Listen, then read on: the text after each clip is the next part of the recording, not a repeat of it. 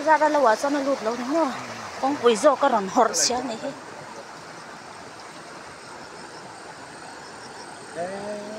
ui ha ui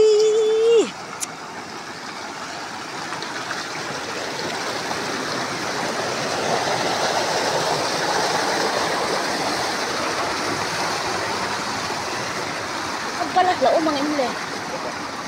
con sao cái nó con mấy đôi nghe con phá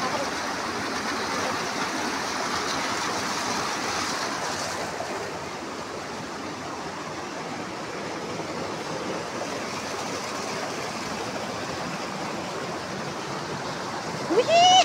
ui là ôm lứt tục tục nó rõ cái xoang cái nó sate cái xoang cái nó sate có là chọn cho phúc xí còn láo nhá